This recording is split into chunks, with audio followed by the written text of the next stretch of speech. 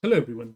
I wanted to take a few minutes today to walk you through, how I took a rather large PR. It was, well, not very large by some standards, but it was kind of large, 30 files, and broke it down into multiple PRs. And I'll talk about why this is important, but again, I'll probably rather link to other videos that explain this in a much better way. But I'm just going to just point out, what are the advantages in having smaller PRs, which are immediately mergeable. And we are also going to talk about the tool that I use to do this, because I mean, of course, you can do this manually. It is a little hard, and which is the reason why many people just avoid the hassle of all of these things. They just, okay, create a large PR, and then at the end we'll merge everything in one go, and you don't know what's going to happen. It's either like, a nuclear blast or a terraform planet. Anyway, let's skip the analogies. So this tool is called Graphite, and it's designed for this use case, where which happens. I'm sure you're aware that, or you have been through this, where PRs are getting blocked. Reviews are not happening on time, and you're getting blocked because the next thing that you want to do, you're waiting for the review to happen. It gets merged so that you can start your next item on your list. And uh, this, I mean, of course, like for example, you can create multiple PRs, branching off your multiple, of your previous branches. But then one gets merged, the other doesn't get merged, and it becomes like a nightmare to handle. And I believe, some of the larger organizations, they have their own tooling to support these use cases. But this is the only tool. This tool, which I mentioned, Graphite, is the only one I know of which is available publicly. And I'm not sure even if public is the right term, because it's in beta, and I think you need invites to join. Or I'm not sure, if there is still a waiting list or not, or but it is beta, and this tool works. But it is it gets, it just takes a little getting used to. Also, it is how do I put it? Yeah, the documentation is documentation could be better. So there are other, videos. Even the documentation just links to those videos, where they just go through the different features, kind of like a dummy use case. How they used Graphite to create like multiple PRs, a whole stack of PRs. There is a concept called stack in Graphite, and but this video talks about all of that. So again, I won't cover it. I kind of realized that I should be creating a video for this little later. I've already broken down the PR into six different PRs, and it's all created.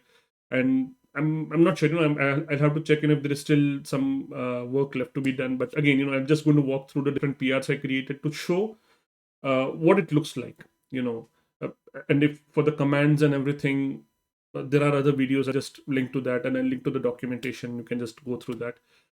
So yeah, I think let's get started. So you can see this is the Graphite UI. It's there is a command line tool. There is a UI. So I hardly use the UI. I mean, I just like to look at it. To see the, like, it gives an overall view of what PRs are open and everything. It's kind of a nice GitHub dashboard as well. So it's useful.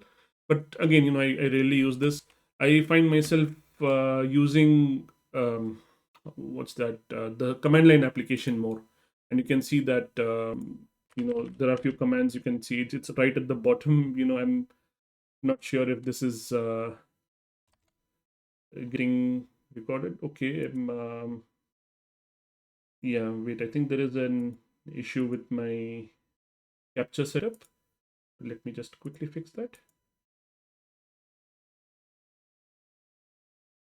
Okay. Yeah, it's really weird. And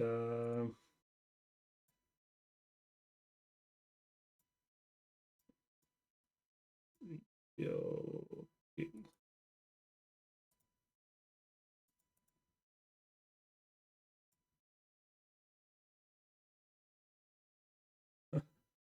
It's all really. Just bear with me for a minute. Okay. And hopefully this will reset it. Yeah, I think it's working now. Oh yeah, it is working. And Yes. Okay. Yeah. I'm sorry about that. The last minutes. I don't know if I'll be able to trim it out. But anyway, let's move on. So you can see the commands on the bottom of the terminal where like you have commands. So git commands usually begin with git, right?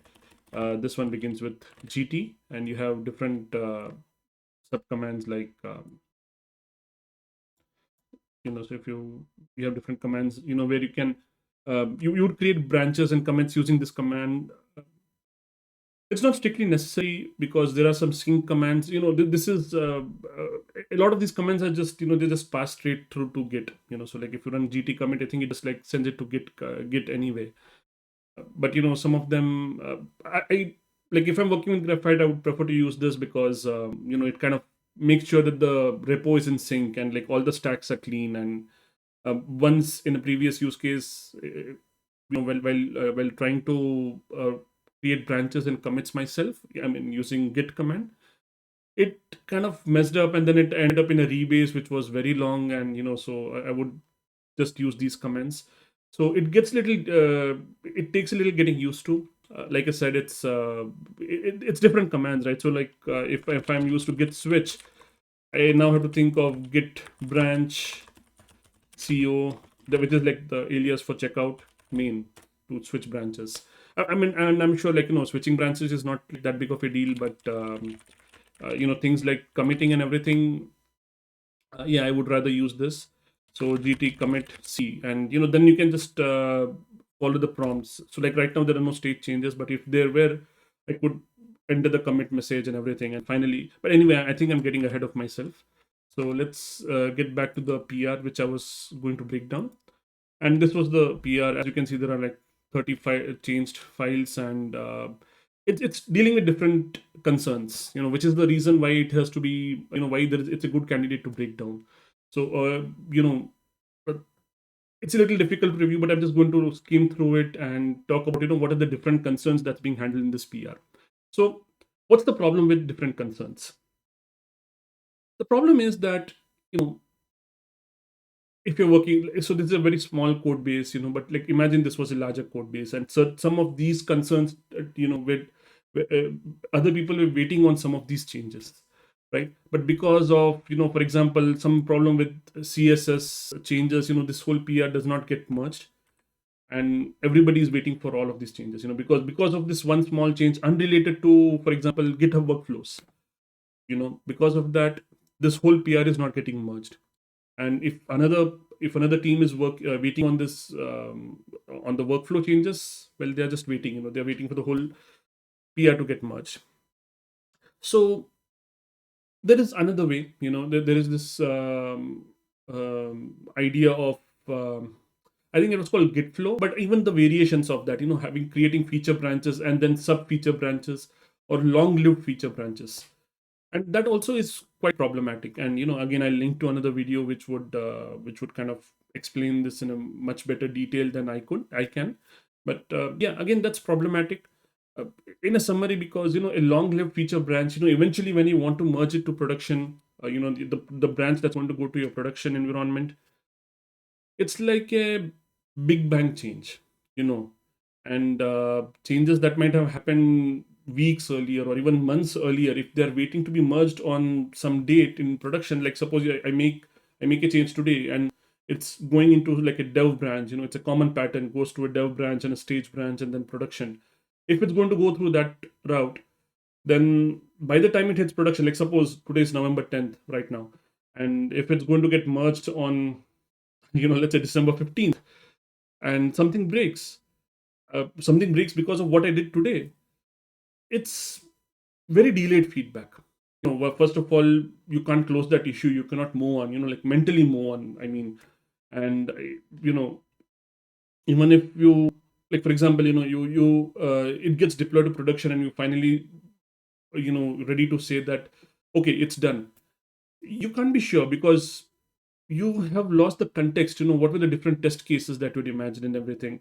um, Chances are that okay, I've written an automated test, but again, automated testing on an integration level, these things can get fragile. So the point is, your a big bang change going out in one go, it's actually riskier. it feels that, okay, we're not touching the production environment, it is less risky to do this, but it is actually riskier. That is why we have continuous deployment as a practice today. The idea is that you deploy smaller changes so that you can catch problems as soon as they happen and then roll back.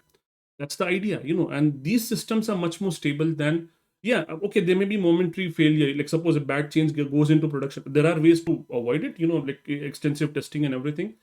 But the benefit is that even if it is going to break, it is very easy to fix or roll back because you're right there in the context.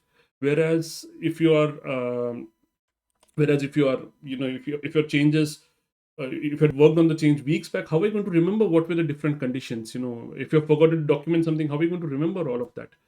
So it's a real test of memory, real test of patience, handling changes like this, in like long-lived branches, like it's not even a long-lived feature branch, it's long-lived release branch like dev or stage and everything.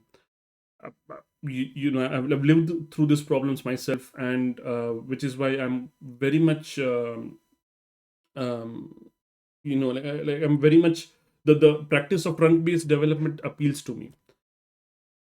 And the idea of trunk based development is simple. You have a single branch, main branch, or like earlier, which was commonly called master branch. Nowadays it's main branch. And you have your main branch, that is what is in production. Of course, it could be tagged and everything, but yeah, like that's like the code on the main branch is your production code. And whenever you want to work on a feature, you create the feature and merge it as soon as possible. Now, what about larger features? Again, I'll link to different videos, but yeah, the idea is, the basic idea is, the essence of it is, break down your features in such a way that either they are behind a feature flag, so that even if you're committing those changes, they're not visible to everybody, because if the feature is not ready, you don't want it to be visible. Yeah, so it's not visible, it's behind a feature flag. Or it does not impact the rest of the system.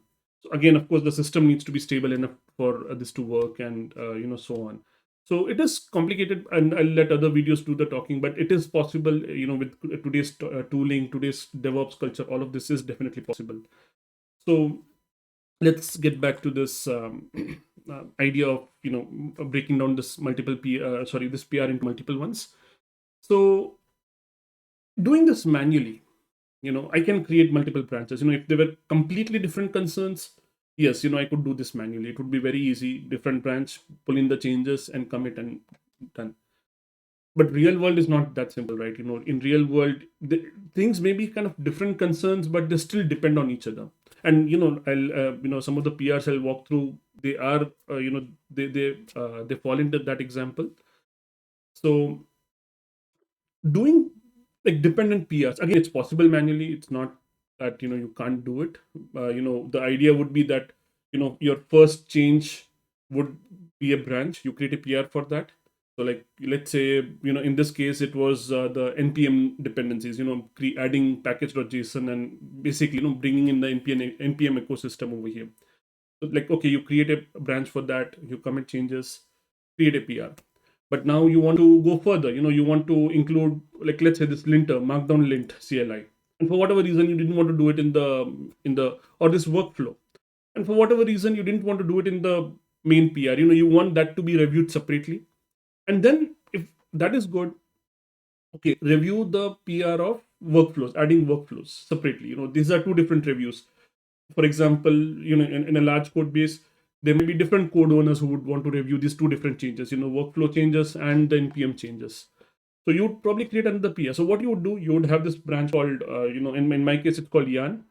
And so I would create that branch, and then I would create another branch of the yarn branch, which would which would be workflows.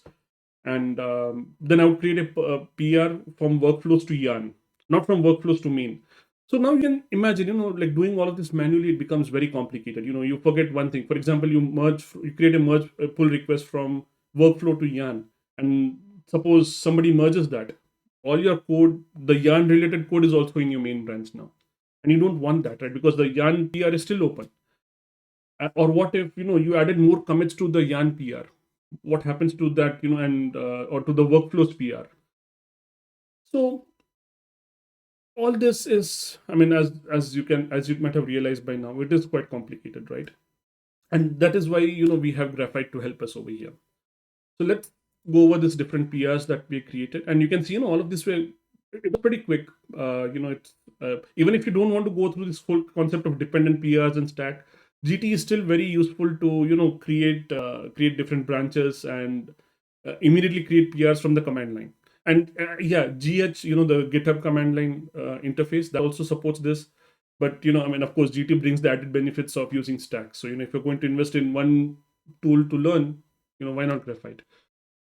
So yeah, so let's start. Our PR. There is, you can see there are like workflow related changes. This one is removing markdown lint and running it through yarn. It's also changing something to do with Hugo. So it's not using. It's removing the changes for Git submodules and changing it to Hugo modules. It's not important what that means, but they are different concerns. That's the point. Now this git ignore is related to npm packaging. This .git modules is related to, again, Hugo modules. Prettier RC, that's again like the npm changes coming in. Now this is a completely different thing. We're adding extension recommendations for VS Code, the IDE that we're using over here. So it's a different change altogether. It's not dependent on anything else. There is a README change, which is sorry, I didn't mean to do that. How do I cancel? Anyway, forget it. There is a README change, which basically, like, because we have moved from Git submodules to Hugo modules, that's the corresponding change. Then we see some changes like this, markdown changes, and I'm thinking that this is because of the Prettier that we installed. Prettier has changed all of these things, markdown files. So I guess that's that. Now we are seeing CSS, like this is the styling, and from the PR, theme footer. Uh, I think this is the actual thing which is related to the PR. All of these things could have been separate so far. So okay, we're seeing the CSS files over here.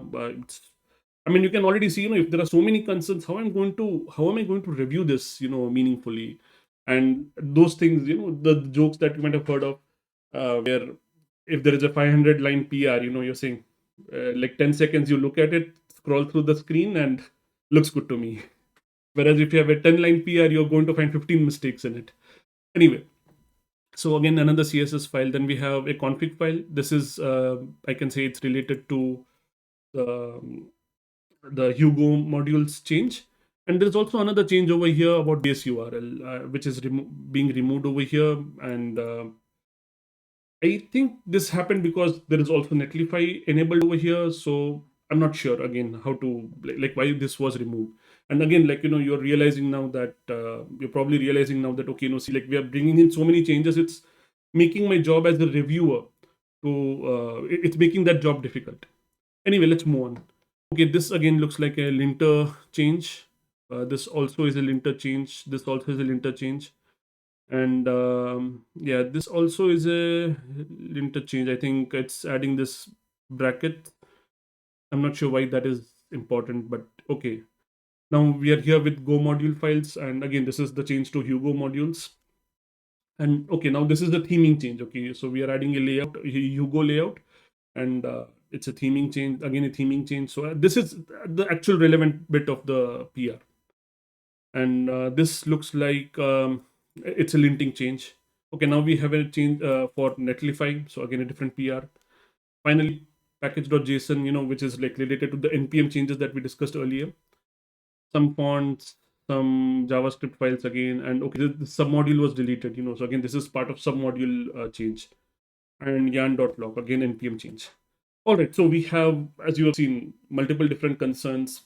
There is a lot of cognitive load on me to go through all the changes and comment meaningfully on it. And if the idea is that multiple team members comment on this, okay, but then even if one person is giving the go ahead, they still have to wait until all the reviewers give a go ahead, and until then all the changes are stuck over here. So let's walk through what I did. Okay, so I decided to start with the Go modules change. I made the changes again. It's not. I've already done it. I'm not repeating it, but I made the changes and through a series of commands. And the commands look like this. Where is VS Code? Yeah. So after making the changes and staging them, I ran git commit C, which let me commit it. Actually, there is a shortcut.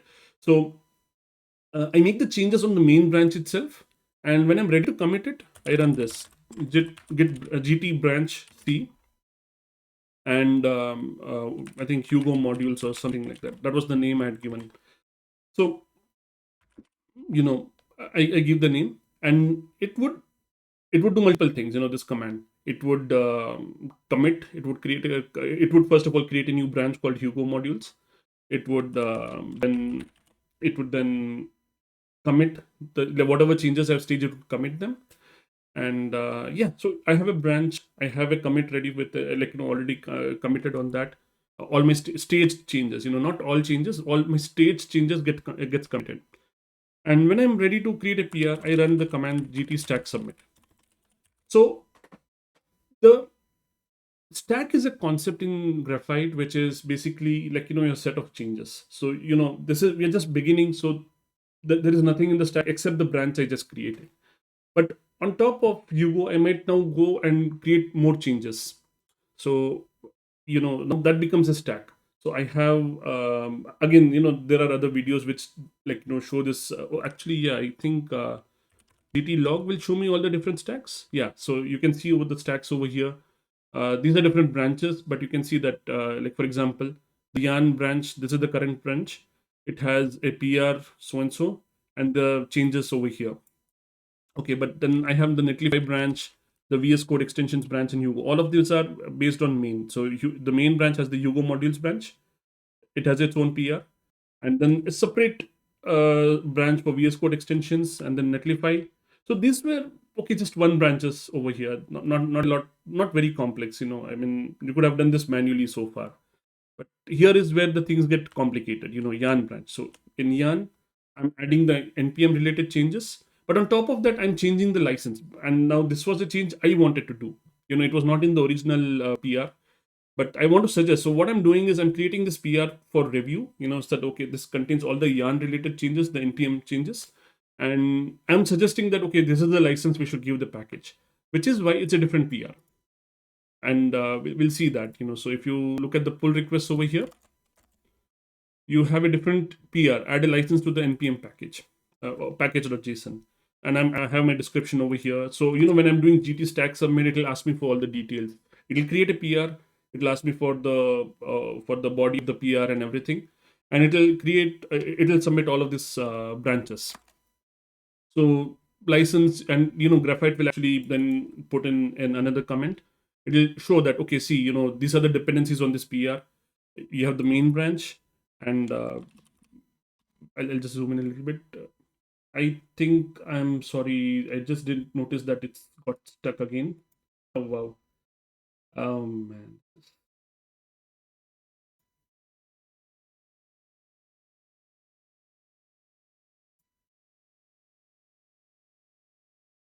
Give me a minute, and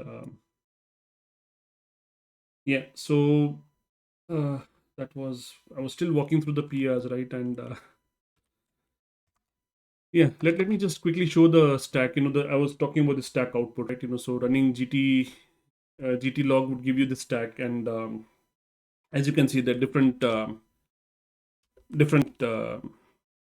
PRs that it has created of the main branch. The Hugo modules branch, VS Code extensions, Netlify, Yarn, and so like I said, like these were just single branches on the main branch, with PR. But we also have Yarn, which has two more child branches, license and Yarn workflows, as you can see over here. And yeah, again, all of this becomes a stack. And when I run GT stack submit, it'll go through that. Okay, it's ready to submit, and it's just going to check everything. Okay, it's basically saying that okay, everything is a no op. There's nothing that needs to be happen over here, right? Now I'm on the Yarn branch right now, but anyway, like I was walking you through the license PR. Yeah, so this is the license. This is the PR it created for the license changes, and I mean, all of this I could input from the command gt stack submit. And yeah, Graphite adds a comment showing the exact structure. So it's saying that okay, it's the main branch, but there is also there is a PR for adding packages through npm. which creates that package.json and everything. And then another PR, which is this one, there's like an emoji that shows over here. That another PR which adds a license, and there is another PR, a sibling PR, if you will, which adds the yarn in CI instead of directly calling Markdown lint. So you can directly go there and see that okay, these are the different PRs, or you can go to the parent PR and or you have all of this. It's all linked with each other, right? And you can see the other PRs as well, like one for enabling Netlify. As you can see, there is nothing. It's just directly on main. And the move from Git modules to Hugo modules, again, that's a different PR, independent one. So now any of this can get merged in any order. It's all waiting review. Like any of this can get merged. So like let's look at different scenarios over here. Let's say that I still have to continue working on this PR, npm PR, where there are child PR, and this is the case which gets which gets really complicated if you're doing all of this manually. So let's say I need to make some more changes to the PR. Let's see if there is something else that I could that's pending. Prettier RC recommendations. All of this is done actually. So is there something that I can bring in just for the demo maybe? Um, all right, how about this?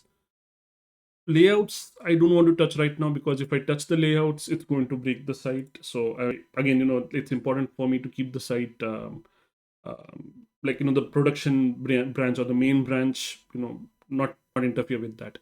So how about I add the static folder? I think, is this a part of assets folder? It's a new folder, static fonts. Okay. So yeah, how about I add this thing static, and again, like I'm just adding the font, so it's not a big deal. I'm going to pull the fonts from another place. I have created a copy of it, so I don't need to really refer to this PR.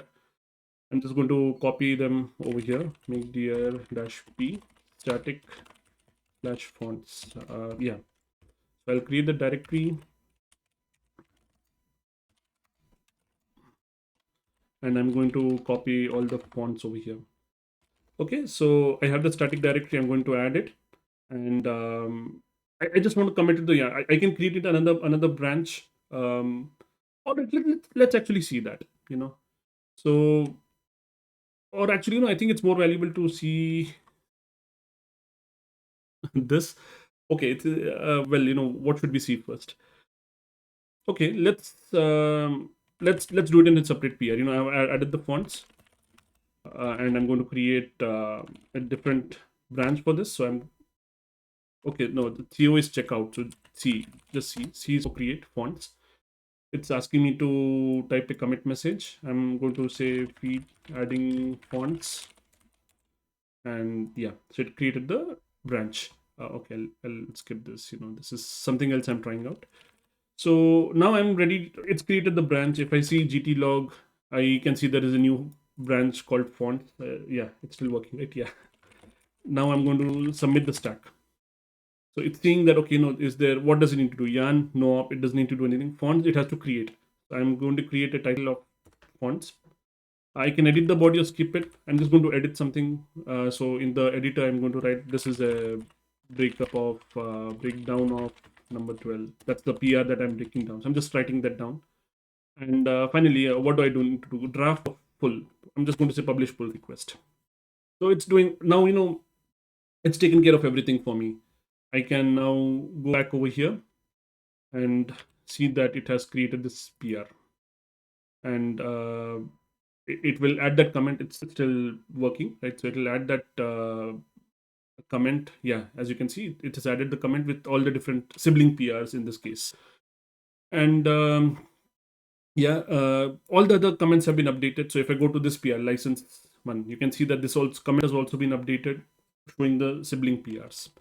All right, now let's see something else where I need to make the change to the original file itself. Okay, I was prettier RC, right? I wanted to see if Markdown lint needed changing. So, yep, there is this Markdown lint file. and it's already configured. Prettier is going to read it. What else I need to do? Okay, start HTML. So this Go template. This is correct. Anything else that I need to change? Okay. Yeah, I think I can change this. So Gitpod is another thing, and because now we are using Yarn, I want to make sure that Yarn is also running. So brew install Hugo and um, and we run Yarn also. So before we run Hugo, we run Yarn. I believe in YAML, this is the command to you know. I hope this works. So I'm running two things, Yarn and Hugo. Will Yarn work on Gitpod? Well, that's something that we'll see. I hope it works. The Gitpod base images have everything in it. So I'm hoping it works. But yeah, I wanted to work on the Yarn branch. This is something that I want to add on the Yarn branch itself. So gitpod.yaml have changed. I'm going to stage it. So git dot is git add dot, and I'm going to commit it. And I think I'm just going to let me use the command line over here. So it's git commit C, and I'm going to say that okay, fix gitpod needs to run yarn. By the way, I'm not sure. Ideally I should test this better, but I'm recording this and it's live. I'm just going to commit it right now. So yeah, I think this is the commit message. I'm just going to say that okay. So now what I've done, because I've run through this, if I'd manually committed, I would have to manually restack all of these things. So because now what has happened, if you remember the stack, let's see that again. You remember the stack, right? So because I'm on this branch yarn and I'm adding a commit over there, all these PRs need to change. Yarn workflows, license, fonts, like all of these three. And now you can imagine, like why doing this manually is such a painful experience. So because I used GT commit command instead of the git commit command, the Graphite has seen that okay, I'm adding a commit to this yarn branch, which is like a base of many other branches, and it has automatically restacked all the branches on top of it. So you can see that all of them were changed 14 seconds ago. While I was talking. So this like suppose if I had manually committed it, like git commit instead of gt commit, I would have to do something like git upstack.